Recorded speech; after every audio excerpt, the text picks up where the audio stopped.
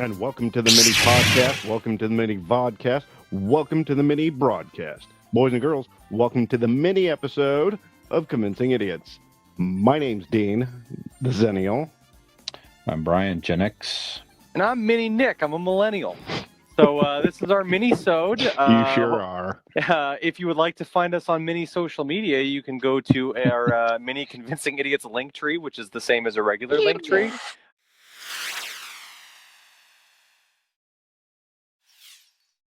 As well as our website, convincingidiots.wordpress.com. That is actually regular sized. So on this mini episode today, just a little snippet. Brian, do you have any snippets for us? What are some interesting snippets, little mini things happening? Yeah, a couple things caught my eye in the world of game shows. So over the past week here, so a couple things. Pat Sajak and Vanna White just signed on through 2024 on Wheel of Fortune to remain on the show. Pat Sajak is the longest running game show host, active running game show host at 40 years. He started that gig in 1981. Wow. What a gig that is. Watch it tonight. Actually, he's such on cruise control. He does such a great job of that. It's pretty amazing. Because you think he is. Yeah, I was going to say, you think him, Vanna White just is still hitting those light up things, just ding. She used to turn the blocks, and now it's all touchscreen. You just go tap the thing. Well, no, God, that is the dream. Pretty amazing. Actually, I want to see you in that dream. That's actually my dream, is you to be in that dress, turning those letters. Ding. I like it. No, ding. I'd heard different rumors that I don't know rumors, but there's stories that Pat Sajak is kind of drunk through a lot of those. I don't know how true that is. I've heard interviews with him where he talks about it. Yeah, he is. He said it. Drew Carey used to say that because the recording schedule is such where he'd do only like a week of shows, and like they smash so many into that week, and then he's off for months. Yeah, that's why he can own a soccer team in Europe and all this other stuff, is because he says they give him a ridiculous amount of money. They do the show. They, in between shows, they go over to the bar across the street or whatever, drink beer, come back, rinse and repeat. He was on a hockey podcast, I believe, is where I heard it, where he talked, because he's a big LA Kings fan, big hockey fan. Drew Carey? No, Pat Sajak. Pat Sajak. Oh, okay. And he was talking about when the Kings were in the finals and they were shooting some of Wheel of Fortune, that he was, I think there was a story about him like partying or whatever before one of the home Stanley Cup final games, and he was kind of just talking about just the ripper he went on and then recorded like a bunch of Wheel of Fortune shows. That's good. I mean, it's not a hard gig, No, you can do that drunk, totally. Especially after 40 years, you, like Nick said, you are on autopilot. Yeah. We do this drunk, and we talk. I mean, he talks way less than we do. I mean, sure. Absolutely. Well, speaking of Drew Carey, The Price is Right. So they're celebrating their 50th, like I said, their 50th this month. And by the way, Drew Carey, just as a side, on Sirius XM, he hosts this Friday night freakout show. If you have Sirius XM, go check that out. It's the songs that he picks for 3 hours, and his taste in music it's very cool. It's like 60s to 90s stuff that I haven't heard, like kind of weird and just cool playlist. You could just sit and listen to the whole thing for a few hours. It's like a 3-hour show, and I've listened to that now every weekend without fail. So it's just you expand your musical library. So check out Drew Carey on Sirius XM Friday Night Freakout, by the way, too. So Freakout. Yeah, he's celebrating his 15th year already. Bob Barker hosted that show for 35 years. No, yes. No, that can't be it. 15 years? As the host of Price is Right? Hold on. Drew Brian Carey Fisher, you are a liar. No, July 2007. Drew Carey took over.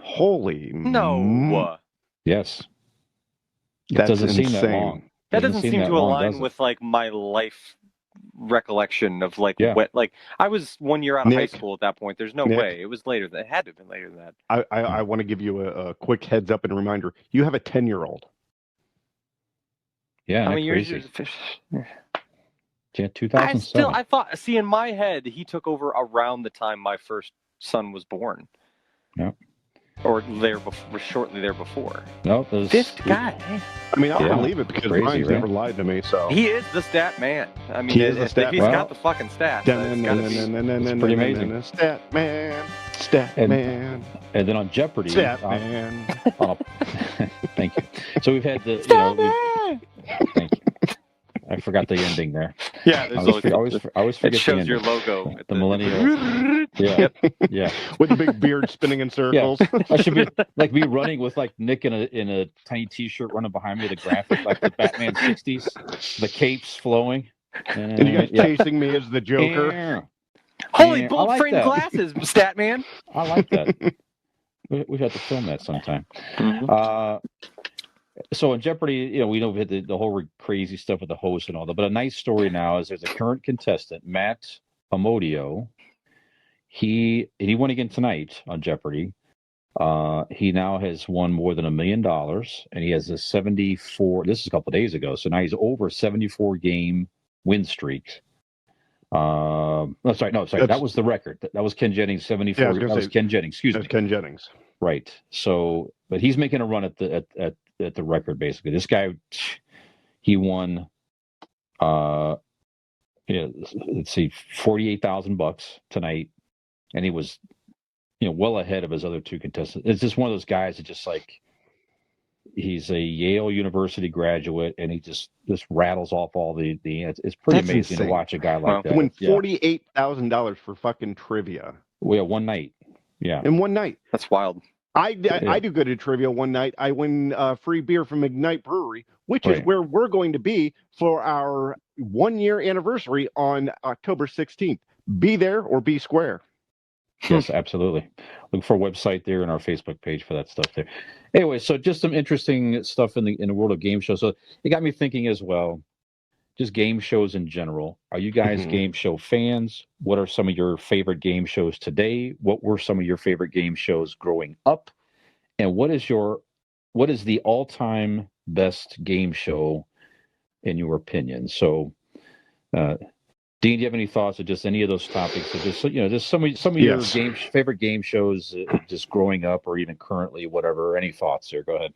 Okay, my senior year of high school, we had to write a paper on, your future, what you wanted to do, your aspirations, and I didn't know what I wanted to do, so I kind of did a fun little paper on it.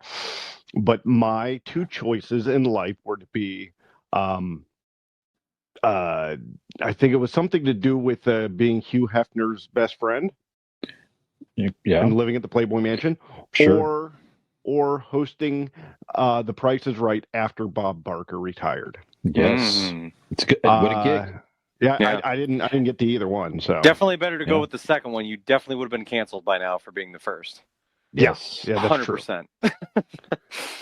But is that because you like The Price is Right? Or I did. I was a huge fan of not only The Price is Right, but of Bob Barker himself. He would. Yeah.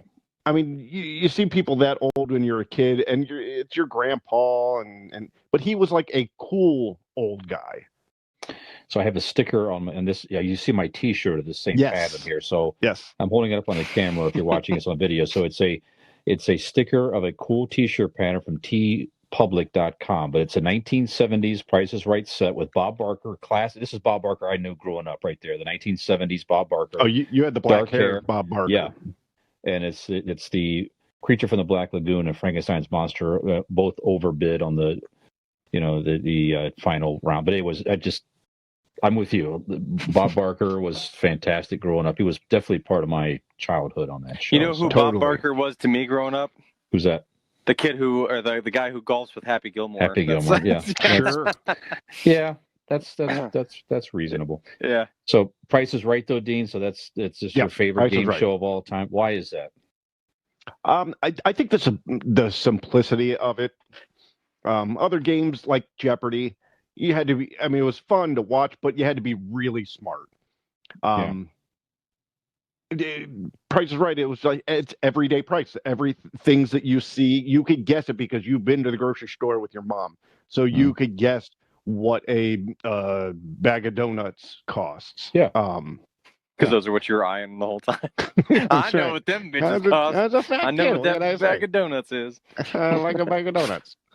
Well, you got to know the prices by watching the show repeatedly. They Right. would repeat, so you would like, that's around $1.15, and you sort of got good at it if you were a watch.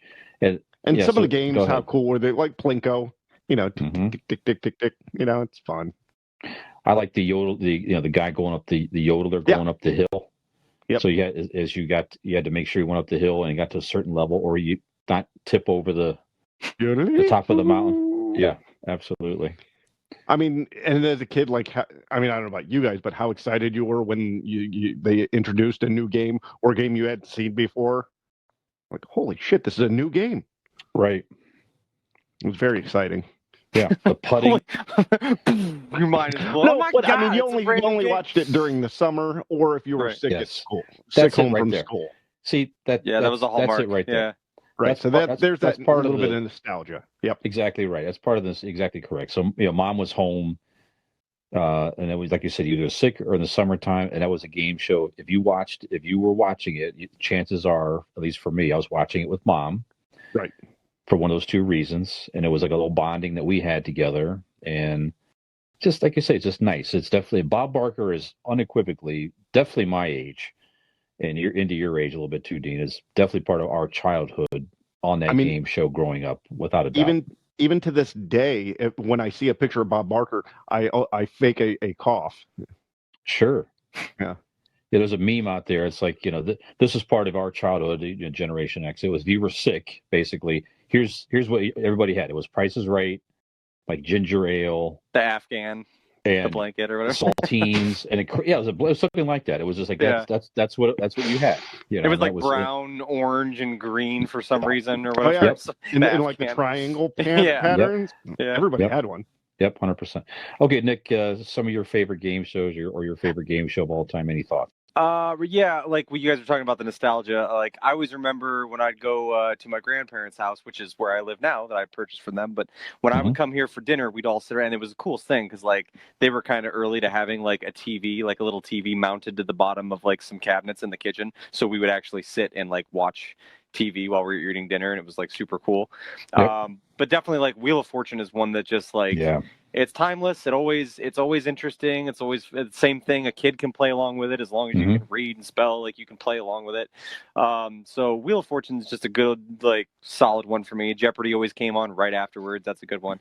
Other than the letters turning to a touchscreen, nothing has changed over it's the 40 same years. thing. Yeah, and also the host. Pat Sajak and Vanna White look the exact same. So pretty much nothing's changed. Other kind than of creepy a little bit. Yeah. The backdrops even don't change much. Like the whole ambiance of the set is the same. But yeah, those are good ones. I think a good solid one that's like to this day when it's on, we'll just watch it. It's Family Feud. Like Family Feud is a good one just to play along. It's just one of those things that's on, and it doesn't matter who you're with. You can sit there and play along with that, and it's just kind of fun. I love Steve Harvey. I think Steve Harvey's a fan. Some of my favorite videos on the internet are Steve Harvey just like ridiculously reacting to people's like it's the same all the time. It's kind of there's stupid answers or whatever. A gas look at the did they just say that? Like I love Steve Harvey. He's awesome. Real quick, the that right there shows the three of us, the different generations that we are. Yeah. You would be Steve Harvey. I would be Ray Combs. Brian, who is it? Oh, Richard Dawson for sure. There you go. There's I the three. I don't even know who else. I know he wasn't like always the host. I know that's relatively recent, but I'm like I don't even know who ever hosted Family Feud before Steve Harvey. That's just kind of didn't Drew Carey host that for a minute, or am I mistaken? No, he did Whose Line Is It Anyway? Yeah. Louis Anderson. Oh, that's it. Did it before. Yep, Steve Harvey. That's the one. My favorite game shows. Here's where I go super young. Are the Nickelodeon ones, man. Legends of the Hidden Temple. For those that are not familiar, it is my favorite. It was a mixture of physical competition along with the kids would have to answer trivia questions. There was this big temple. I'll give you the quick rundown. Quick temple. its mouth moved, it would tell you a world history story, and you would have to follow along and complete different challenges, and you'd have to answer questions correctly, and everything kind of was in tune with whatever they were teaching you about. But at the end, the winning team got to go through the temple run, which was this giant obstacle course, and just the kids, it didn't matter. The temple didn't change much, and they were fully given complete details on how to navigate this temple. Not to mention the host, Kirk Fogg, would actually tell them in real time where they should be going and what they should be. Kirk Fogg, where they should be going, what they should be doing. And the kids just, they like in the moment are so frazzled. It's just hilarious to watch these kids keep going back to the same places, not being coordinated enough to like do these simple tasks because they're just, once they finally make it to the end and this is all they've been waiting for, they just can't put it together. They can't, they're just so frazzled and confused, and it was always just fun. In addition to that, the other Nickelodeon one, and which is primarily just for the physical comedy of watching children, uncoordinated children eat shit, it was called Guts. Nickelodeon Guts. It was like American Gladiators for kids. They would compete against each other in physical obstacle courses and challenges and different things that were related to sports, and they would, have races while on moon shoes. The kids would always biff hard on those. There was, things where they're attached to bungee cords, trying to dunk a ball, and nobody can do that, and they just kind of hang awkwardly in the air because they don't have enough momentum to go forward or backward. And it's just fun to watch. In kind of in step with what we were talking about last week, where Dean was just referencing how important it is to tear children's confidence down at an early age. I mean, these children were just completely demoralized on live, like on their favorite television show, on their favorite network, all their friends watched. And and the prizes were the best on these shows. Like Legends of the Hidden Temple, I was watching one the other day. These are all available, by the way, on Paramount Plus if anybody has that and wants to go watch it. I was taking a little trip down memory lane, and after the first round of Legends of the Hidden Temple, the kids the kids that didn't get to make it to the next round, they didn't go away empty-handed. They would send them home with some sort of prize. Even the kids that just got booted off immediately, like the one they were sent home, lifetime supply of rice-a-roni. Not even that. Not turtle even wax. Not and even turtle worth wax. The hard, clear coat shine. Go ahead. The first children booted off on the episode that I watched the other night got to go home with a box of Nerds.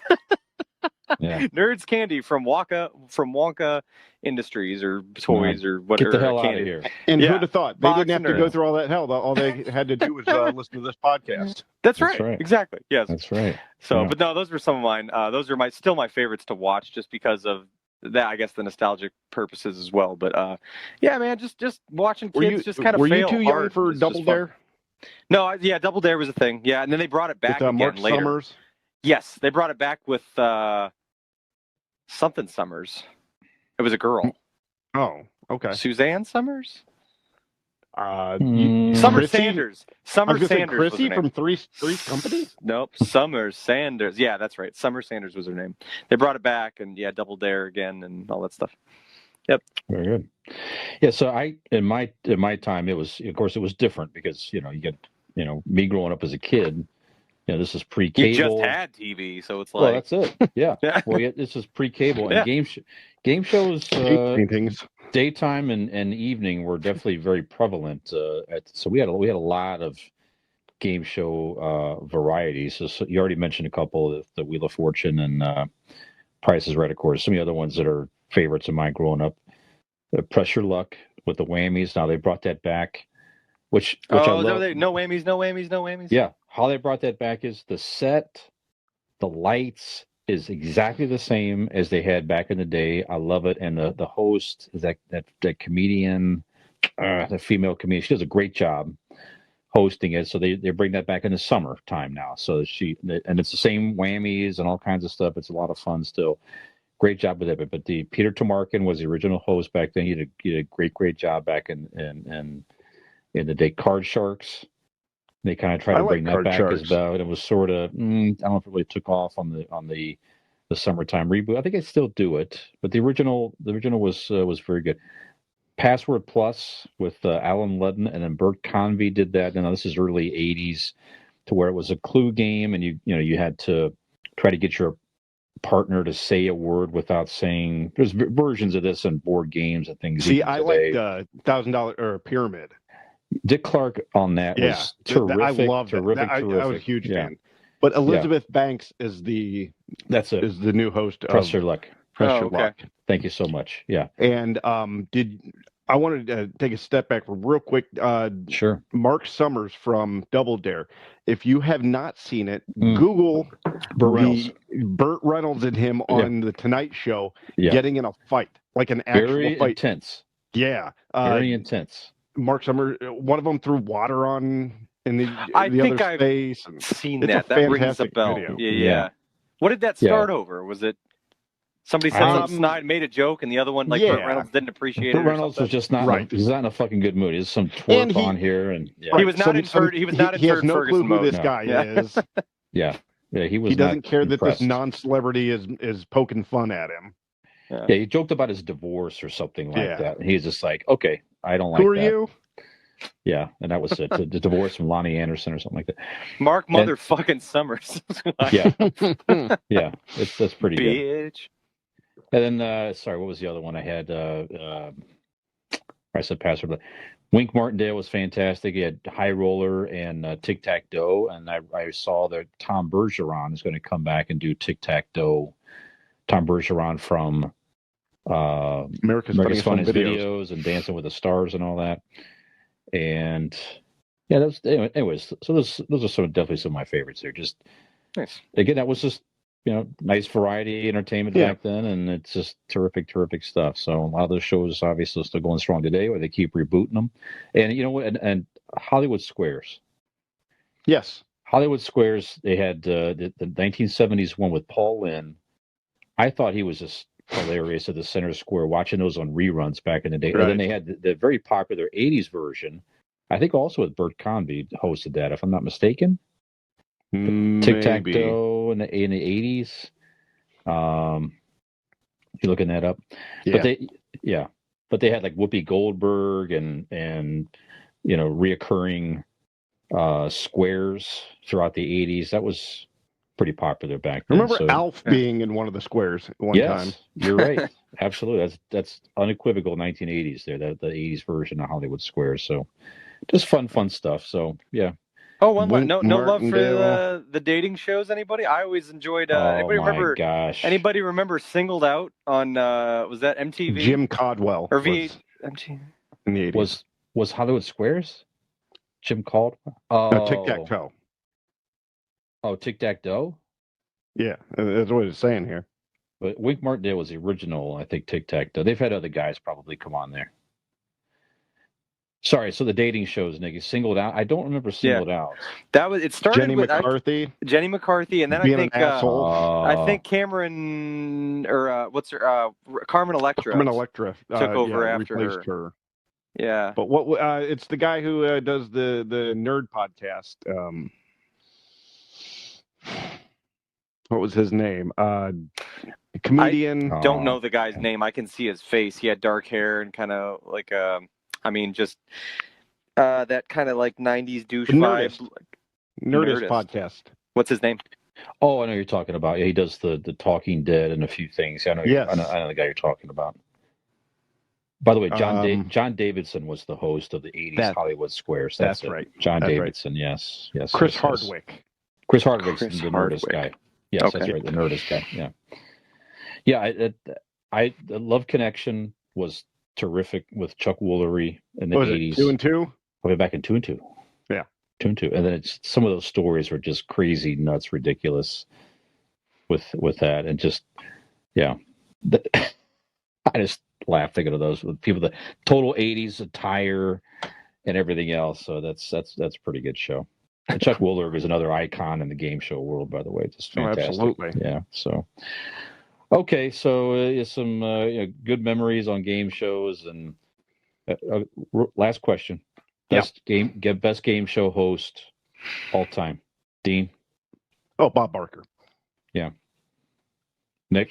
Well, It's okay. It's either Bob Barker or Dick Clark. Mm-hmm. I'll go with Alex Trebek. Ooh, good one. Yeah, just the whole experience and nostalgia and everything else. Bob Barker for me, and the Price is Right was a whole other level too, Dean, because there's so many games, and he would It was walk, games in a game show. Yes, he'd walk to one game after the other, and he just had it down. And Drew Carey's at that level now too, where you're going to play Plinko, you're going to do this, you're going to do that, and he just knew the rules right off the top of his head, and it just walked the contestants through it. And he gets so good, he just guides people. He knows exactly what's going to happen. They get excited. You're over here, you stand here, you do this, you spin the thing, you go over here, because all stand the over other there. hosts of all the other game shows, their contestants are centered or anchored down to one place. Yeah. You've got moving pieces and throughout that you have to worry about. Yep, absolutely. Okay, so we're gonna wrap up this minisode and come back. Put a bow on it. That's right, and then we're gonna shoot a normal episode of our normal pop culture-y type stuff, and we're gonna do that in 2 minutes and 2 seconds. So, thank you for watching. This episode's been brought to you by Rice-A-Roni, the San Francisco treat, and turtle wax for that hard shell shine. I said it wrong. It's for the hard shell shine. And then viewers of the Convincing Idiots podcast will receive or contestants, I should say, will receive the home version of the Convincing Idiots podcast. Where you just get drunk and yell at the wall. That's right. And the three of us show up. You have to serve us dinner and drinks, and then we will do the show in your living room just for you. There you go. So, I thought the at-home version would be you just play like a video and it's silent and you talk amongst you and your friends, and then Dean will just interrupt randomly and you don't know what's going to happen. That's it. I like that. That's what we'll do. We should do that. That's right. We'll $4.99. We'll do that. We're just going to have Dean just record stuff at random. I come to your home. Yep. Blurt stuff out at random. Happen. Yep. And we'll just show you that audio. So like you say, you're just playing it in the background, and he just interrupts out of nowhere. Something completely random topic. I like it. It's good. Yeah. That's good. So for Convincing Idiots, this is the mini episode. We will see you in the long one.